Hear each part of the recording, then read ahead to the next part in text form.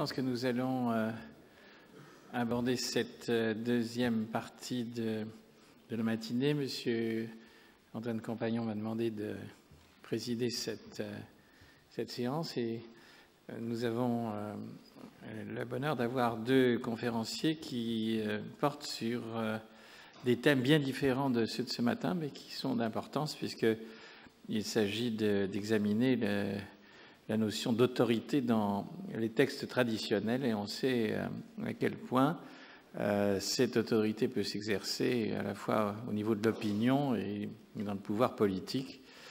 Et analyser la mise en place de cette autorité des traditions est évidemment une question d'une extrême importance pour nous tous, scientifiques, des sciences de base inclus, bien entendu. Parce qu'il y a évidemment une autorité de la tradition qui existe aussi dans le monde scientifique. On en a eu d'ailleurs quelques exemples, et les difficultés qu'il y a à aller contre l'autorité établie en science a été mentionnée à plusieurs reprises, entre autres par le magnifique exposé de M. Le Pichon. Donc, il est important d'avoir le point de vue de spécialistes de textes et traditions. Et j'ai demandé à M. Jean-Marie Durand de bien vouloir nous présenter son texte, son discours sur les limites de l'autorité royale en Mésopotamie, la coutume, les anciens, les tabous, les demandes des dieux. Donc nous sommes à quelques millénaires presque de l'époque actuelle, et évidemment fascinant de comprendre comment ces premières autorités au niveau de la société se sont mises en place. Merci d'être avec nous. Donc, en principe, une demi-heure d'exposé et 15 minutes de discussion. Peut-être même moins d'une demi-heure, puisque... mais vous parliez déjà tellement bien que j'ai honte de prendre la parole après vous. Alors, eh bien, je vais vous entraîner vers des terrains tout à fait différents de ce matin. Et je trouve que l'aspect clairsemé de l'assistance convient tout à fait à des domaines bibliques. Quand on pense vox clamat ou clamans in deserto, n'est-ce pas? Je me retrouve devant un univers assyriologique, le domaine des steppes, où mes chers moutons et mes chers nomades vagabondent de ci, de là. Alors, naturellement, le thème de... Quand j'ai été invité à ce colloque, le thème de l'autorité était quelque chose qui m'interpellait très fort, parce qu'il était difficile pour un assyriologue de prétendre que son domaine était étranger à cette notion d'autorité. Et tout ce qu'on appelle justement le fameux despote oriental, naturellement un sujet qui est cher à nos collègues historiens. Et en Mésopotamie, ce que l'on sait avant tout concerne le roi, et j'ai donc pris d'une façon naturelle la notion de l'autorité du roi mésopotamien. Voilà, à peu près pour vous présenter mon sujet et me faire attendre que les derniers retardataires prennent leur place.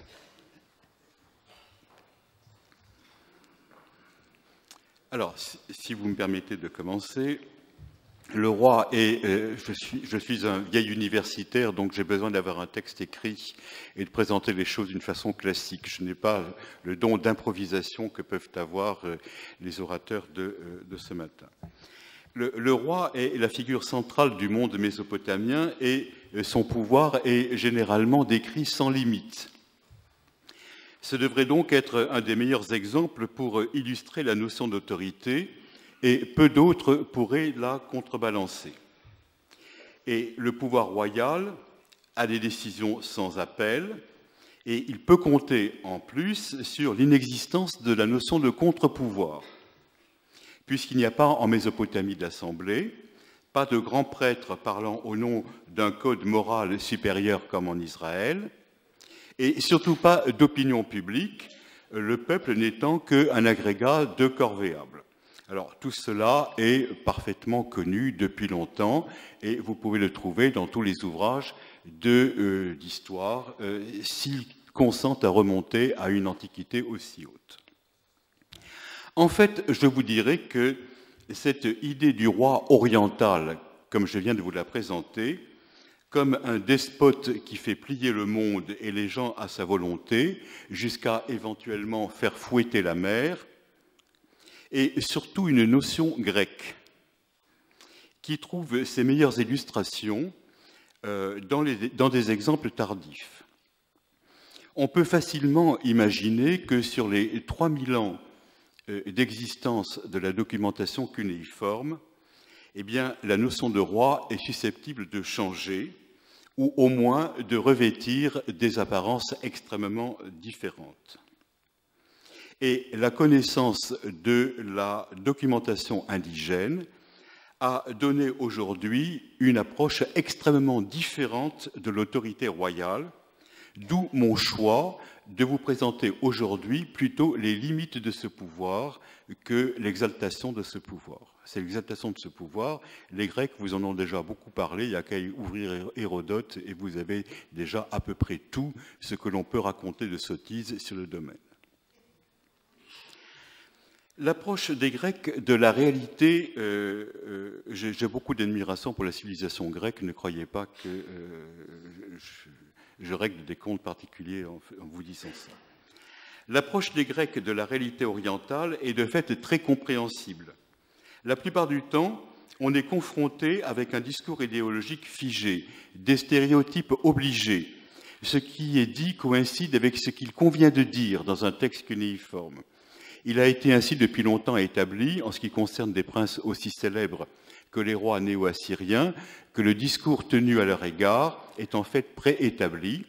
Par exemple, celui du jeune héros que rien n'arrête à la tête de ses armées, conquérant impitoyable. Je voudrais donc aujourd'hui, prenant mes exemples au XVIIIe siècle avant le Christ, à une période où l'on approche véritablement la personne même du roi et où la société est très bien connue dans le détail de ses complexités, eh bien, échapper au piège de ces fameux stéréotypes. Alors, je vais d'abord examiner le paraître du roi. Le paraître du roi.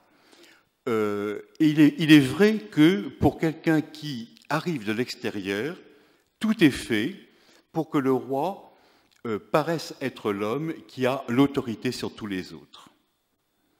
Et qui corresponde le mieux à son idéogramme, c'est en sumérien on définit le roi comme le Lugal, c'est-à-dire l'homme grand, en réalité l'homme qui est plus grand que les autres. Et son extérieur le marque d'emblée comme un être exceptionnel. Alors, c'est ça qui est extrêmement intéressant, parce que c'est pour la première fois on peut regarder comment le roi se présente. Vous savez que la différence qu'il y a entre l'égyptologie et la syriologie, c'est que nous n'avons quasiment pas de documents figurés chez nous. Donc nous ne voyons les choses que par des descriptions.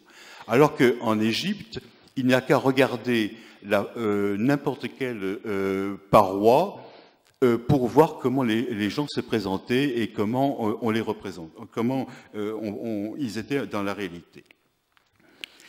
Il porte d'abord un couvre-chef qui varie selon les époques, mais qui, à l'époque où nous sommes, eh bien, se présente sous la forme d'un bonnet sur lequel le roi se fait coudre toute une série de perles en pierres plus ou moins précieuses. À l'époque, la taille de diamant n'existait pas.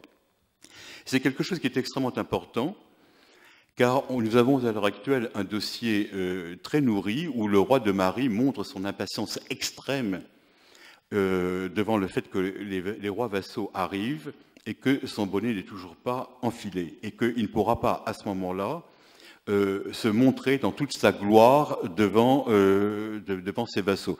Comme les pierres auxquelles il recourt sont des pierres relativement ternes, il est heureux que nous n'ayons pas de représentation figurée. C'est de l'albâtre, c'est du lapis lazuli, ce ne sont pas des choses qui sont d'un brillant extraordinaire. En revanche, Il porte un habit de lumière. C'est le nom même qui lui est donné, c'est-à-dire c'est un habit qui est couvert de broderies en or. On peut imaginer sous le soleil syrien l'aspect rutilant de lumière qu'il devait avoir. Et comme tous les chefs de l'époque, il a une arme, mais cette arme est une arme tout à fait particulière. C'est celle avec laquelle, selon les récits, le dieu de l'orage a triomphé des monstres du chaos. Donc il se présente avec le bonnet sur la tête, l'habit couvert d'or rouge et l'arme mythique à la main.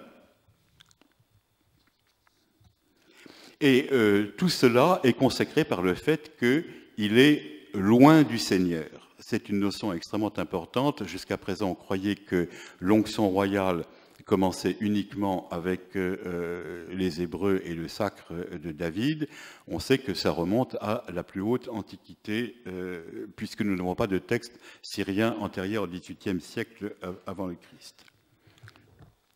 D'autre part, dans les cérémonies officielles, il se déplace en palanquin, porté par des spécialistes. Et tout roi n'y a pas droit. Alors imaginez-le un petit peu comme le pape se promenait dans le temps sur une chaise portée par des gens pour qu'on le hisse et qu'il soit vu par tout le monde. Et en dernier lieu, il a le droit d'avoir son char tiré par des chevaux, et tout particulièrement par des chevaux blancs qui sont réservés au roi. Alors voilà comment se présente cet être exceptionnel. Il est marqué par son habillement, par son paraître, par la façon dont on le véhicule en public, par les chevaux, la couleur de ses chevaux, etc. C'est un être réellement exceptionnel et il est tout à fait normal que toute la vénération du peuple s'adresse à lui. On parle de lui toujours en disant « Mon Seigneur » ou « Notre Seigneur ». Et éventuellement, par rapport à ses vassaux, il est le frère aîné ou bien le père. On lui parle toujours à la troisième personne et le discours qu'on lui tient est toujours exprimé à la troisième, exprimé au conditionnel. Monseigneur devrait faire. On ne lui dit pas de faire quelque chose, mais Monseigneur devrait faire, Monseigneur devrait penser, etc. À la fin d'une lettre, quel que soit ce dont on lui parle et l'urgence du message qu'on lui transmet, on s'en remet toujours à son bon vouloir. La fin obligée d'une lettre est celle-ci: maintenant que Monseigneur fasse ce qu'il voudra, ou bien ce qui correspond à sa grande royauté. Éventuellement même, on lui dit ce qui correspond à sa divinité. Et en cela, on le reconnaît comme étant la source de toutes les décisions. On ne peut pas prendre une décision si elle n'est pas inspirée par la parole du roi. Alors, on peut s'interroger sur le fait que le langage que l'on tient au roi correspond tout à fait au langage que l'on tient au Dieu. Et il y a des cantiques réels d'adoration qui s'adressent à la personne du roi. C'est un langage de courtisan que l'on découvre à l'heure actuelle avec un très grand étonnement et dont il est très difficile d'apprécier la portée réelle. Il s'agit de savoir si l'on parle au roi comme on s'adresse au Dieu, ou bien si on s'adresse au Dieu comme on s'adresse au roi. Et il est plutôt vraisemblable qu'on s'adresse à la divinité comme on a l'habitude de s'adresser au roi. Il faut vraiment réellement inverser la situation. Alors, vous comprendrez que le sentiment qu'il excite chez autrui, par définition, c'est la peur. Très souvent, les gens disent au roi « j'ai eu peur de mon Seigneur », et cela est un motif courant pour expliquer une action ou une non-action de la part d'un serviteur. L'attitude qu'on a envers le roi s'étend à ses représentants patentés. Son représentant est qualifié d'une expression qui est « il est comme sa personne », c'est-à-dire que ce n'est pas un simple plénipotentiaire, mais c'est un autre lui-même que le roi envoie. On doit se prosterner devant lui, il est inviolable. Éventuellement, il a le droit de porter les signes extérieurs de la royauté, c'est-à-dire que l'ambassadeur exceptionnel peut être véhiculé en palanquin ou avoir l'habit royal sur lui. Et enfin, le roi est conçu comme un personnage lointain, enfermé dans son palais avec une garde à la porte. C'est le Premier ministre qui reçoit les gens ou qui les repousse et qui se trouve stationné à la porte du palais. Alors, vous voyez que ce roi, source du droit et de la décision, personne sacrée et personne lointaine, ce sont des choses qui sont vraies, c'est ça que les Grecs ont perçu, et c'est pour ça qu'à partir de cela, ils ont reconstruit la notion de despote oriental. Et quand vous regardez une histoire comme le Déiokès qui devient roi chez Hérodote, Hérodote le définit comme étant celui qui prend toutes les décisions, alors les décisions de justice, bien sûr, parce que ce sont naturellement les principales dont le roi a à connaître, et en même temps, vous savez que Déiokès se fait construire un palais secret avec 7 enceintes tout autour pour mieux s'isoler du roi, et du peuple. Alors, quelle est la réalité de tout cela? C'est-à-dire, qu'est-ce qu'il faut voir derrière? Eh bien, en réalité, c'est beaucoup plus complexe. 2 précisions linguistiques d'abord. Ce verbe, nous sommes victimes très souvent des traductions en français. Le verbe qui signifie craindre, la peur que l'on a du roi. J'ai eu peur de mon Seigneur, je n'ai pas fait telle chose, ou j'ai peur de mon Seigneur, je voudrais qu'il me dise quoi faire. En réalité, c'est un verbe qui signifie exactement avoir une attitude respectueuse. Et la traduction de peur est trop forte. Mais ce sont des traductions qui sont obligées et qui nous viennent de la Bible, dans laquelle Dieu réclame lui aussi qu'on le craigne. Et c'est la façon normale de traduire la Bible. Bon. Et les oppositions que vous avez dans Deutéronome 10 entre la crainte et l'amour que l'on doit avoir de Dieu, en réalité, c'est le respect et l'amour. J'espère que mon éminent collègue Remer, prenant la parole après moi, ne dirait pas exactement le contraire. D'autre part, alors la preuve que l'on en a, c'est que, comment est-ce qu'on dit en babylonien la religion? La religion, c'est la crainte des dieux. Ça ne veut pas dire que tout le monde est bouleversé de terreur devant la leçon divine, simplement qu'on respecte.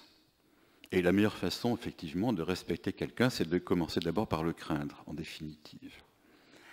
Alors, la deuxième précision philologique que je voudrais vous apporter, c'est celle de Seigneur, qui traduit toujours la façon de désigner le roi. On dit « mon Seigneur »,« notre Seigneur », etc. C'est une traduction qui est, elle aussi, trop rapide. Le terme de « Belum » qui est employé, ce Belum, c'est le babylonien qui correspond à Baal, que vous avez pour désigner le dieu de l'orage dans l'Ouest. En réalité, ce n'est pas le maître en tant que possesseur. C'est un référentiel. En latin, on le traduirait par ipse. Si vous voyez, quand on dit « le maître a dit », par exemple, en parlant d'Aristote, c'est ipse dixit, n'est-ce pas? Ce n'est pas on n'emploie pas le terme de magistère. Et le terme de bellum fonctionne comme un pronom personnel emphatique. Il faut comprendre, quand on dit Hammurabi, maître de Babylone, ça veut dire Hammurabi, celui dans lequel Babylone se représente. En réalité, celui qui incarne l'idée même de Babylone. Et on le voit par les variantes que l'on peut avoir. Alors, linguistiquement, c'est très facile à le prouver, par exemple. Mais on peut le voir aussi par les variantes qui désignent le roi. C'est qu'on peut désigner le roi, non pas simplement par le terme de maître de, avec ensuite un nom de ville, mais aussi par le babylonien, c'est-à-dire un adjectif de relation, ou bien simplement celui de avec le complément au génitif. C'est-à-dire que le roi est celui qui incarne la notion même dans laquelle son groupe se reconnaît. C'est celui qui en assume et commémore son histoire, Et c'est de cette identification du roi avec la notion même de groupe que vient tout le respect et qui s'attache à lui, et le fait qu'il est la source même de toutes les décisions, parce qu'il est là pour prêter sa voix au groupe.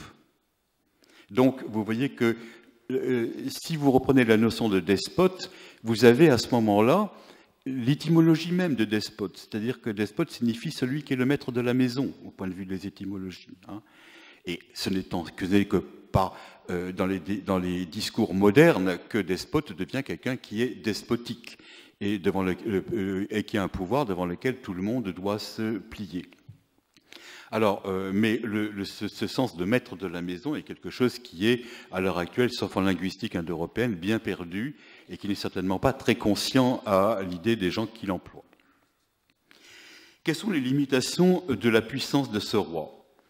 Eh bien, je commencerai par un point qui est généralement méconnu et qui tient tout particulièrement aux possibilités de l'époque. On se rend compte à l'heure actuelle que, en Mésopotamie, le pays a toujours été très pauvre et les ressources ont été extrêmement limitées. Et que la limitation du pouvoir du roi vient de ce sur quoi il peut compter, exactement, tant en homme qu'en fortune. Les besoins du roi sont tels qu'il lui faut sans cesse des liquidités. C'est celui qui dépense le plus. Il est peut-être celui qui reçoit le plus de la part de ses vassaux et de ses sujets, mais c'est aussi celui qui a le plus de charges. Et il est sans cesse en déficit. Et étant celui qui a le plus de dépenses, il est toujours pressé d'avoir des liquidités. Et on a beaucoup glosé en Mésopotamie sur le recours à la guerre et au pillage.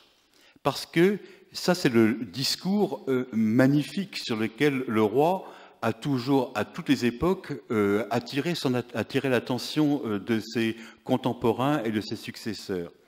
Mais il apparaît, d'après la documentation du XVIIIe siècle, qu'il y a beaucoup d'autres domaines beaucoup plus intéressants, et on se rend compte que le roi n'a rien de plus pressé que de mettre à ferme tous ses impôts, par exemple.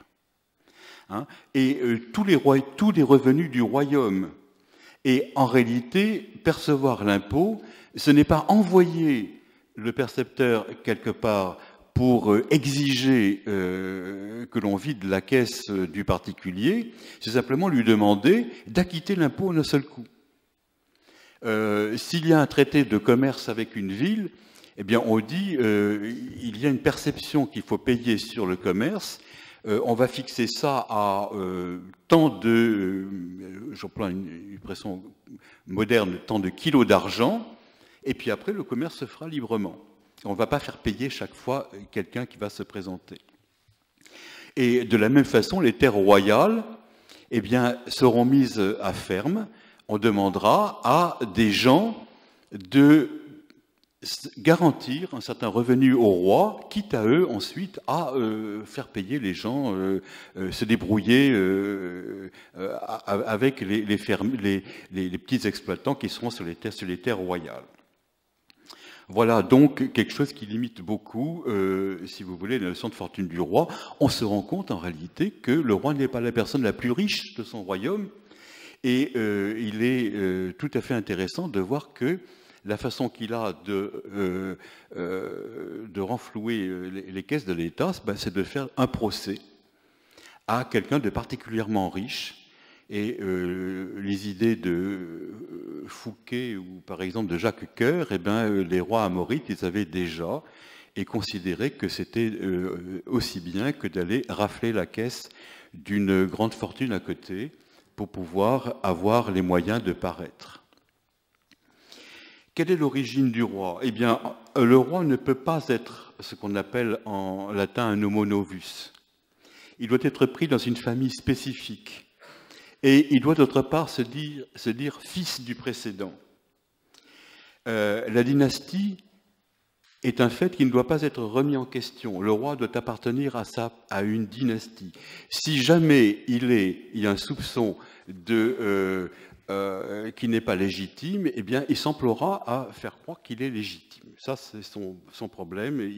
On ne doit pas avoir de rupture dans la dynastie. Mais il s'agit néanmoins bien d'une monarchie élective. On parle toujours du roi qui prend le pouvoir parce qu'il est le fils de son père. En réalité, le roi, ayant plusieurs femmes, a un nombre considérable d'enfants qui sont quasiment du même âge, que l'on espère des mêmes capacités, et qui ont à se présenter au suffrage des anciens qui choisissent parmi eux. Et quand on voit les efforts qui sont faits pour acheter les anciens ou faire pression sur eux, on comprend que la nomination du roi n'est pas quelque chose qui va de soi. Il faut vraiment influencer le Conseil des anciens. Alors, une fois que cela est fait, naturellement, le roi a toute l'autorité, mais il faut comprendre qu'il y a réellement eu un acte, pour reprendre encore un vocabulaire latin, d'abdication de la part du Conseil des premiers personnages de l'État, qui donne tous ses pouvoirs à une personnalité, à un individu particulier, lequel ensuite gérera tout cela. Mais cela ne va pas, naturellement de soi à l'origine, comme dans les monarchies auxquelles nous sommes accoutumés, où le roi peut éventuellement être posthume. Si il n'est pas encore né, on va attendre qu'il naisse pour savoir si c'est un garçon ou une fille.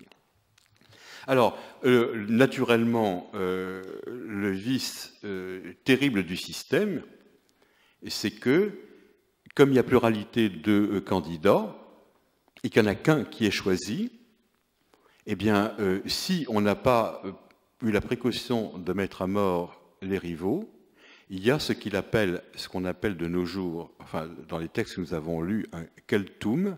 Ce keltum, c'est le concurrent.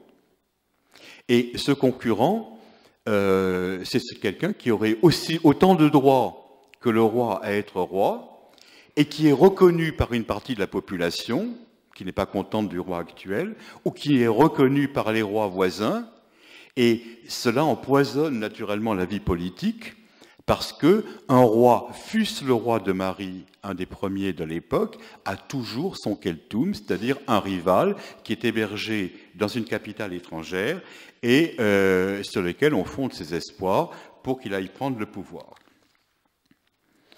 Alors, le rôle du roi dans la cité est avant tout d'être l'arbitre. Il va essayer d'arbitrer.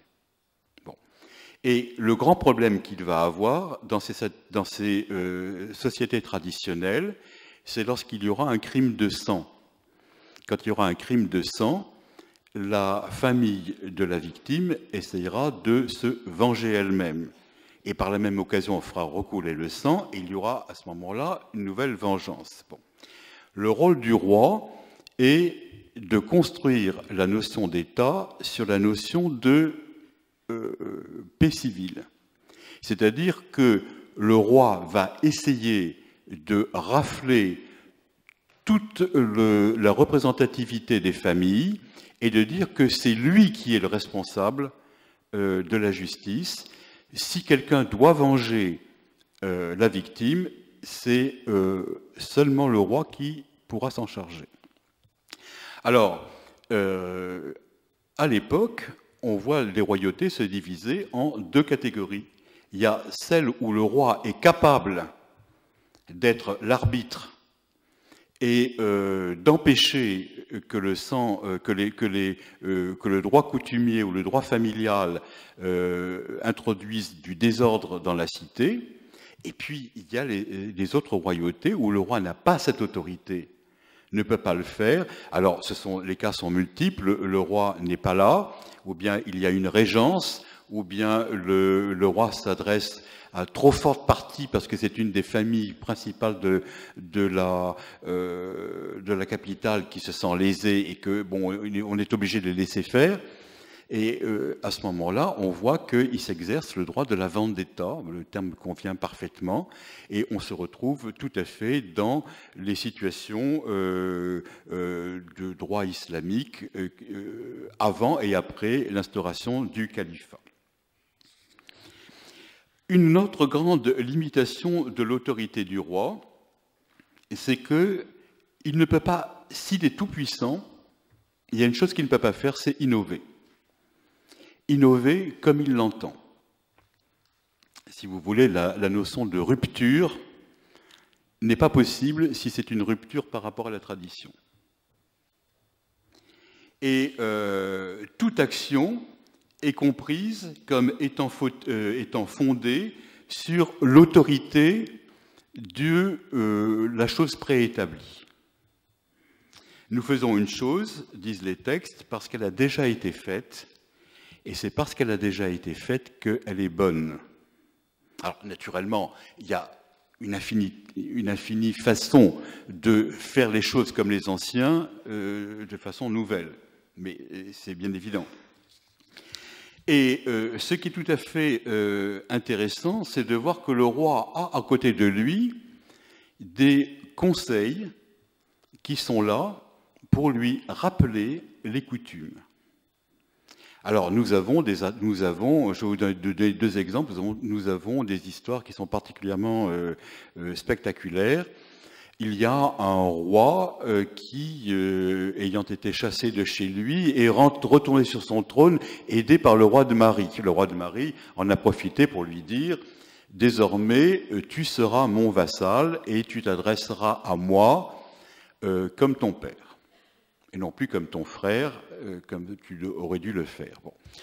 Naturellement, la ville de Courda valait bien une messe et le roi est retourné chez lui ayant promis et juré tout ce qu'on lui demandait de promettre et de jurer.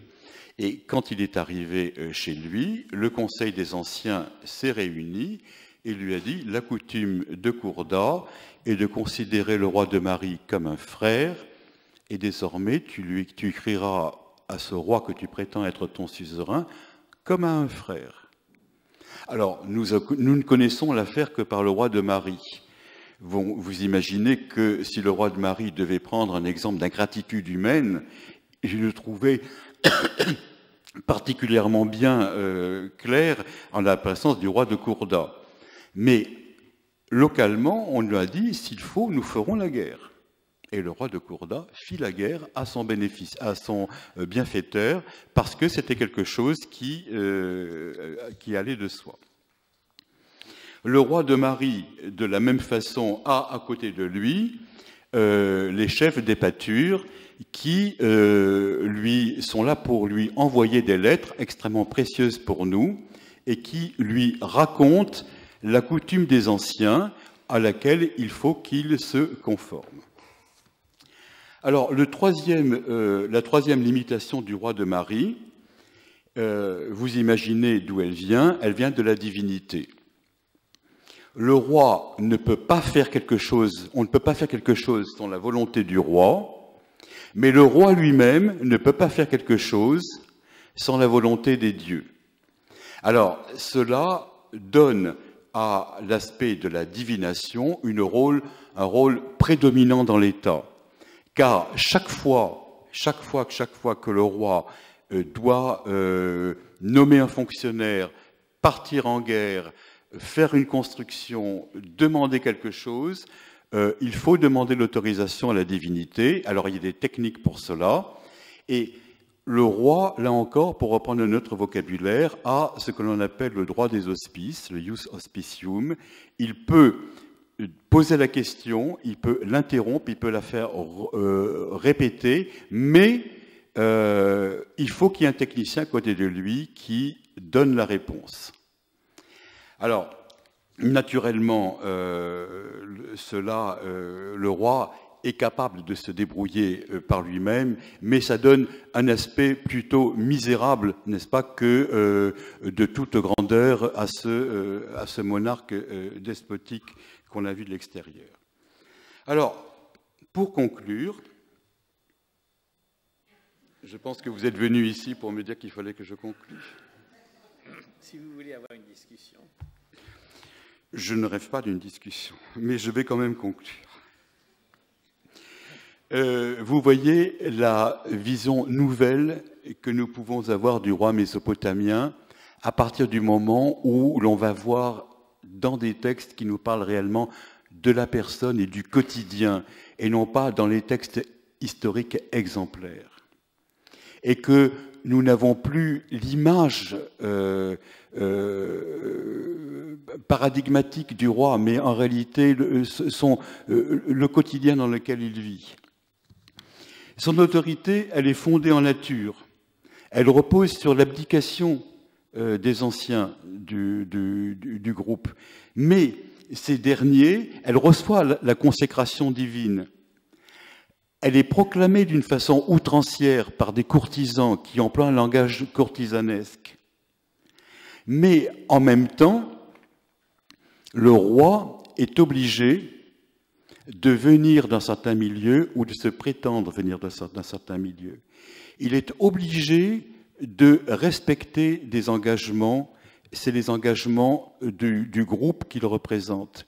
Et vous comprenez par la même occasion que le grand devoir du roi, c'est d'accomplir le culte des ancêtres.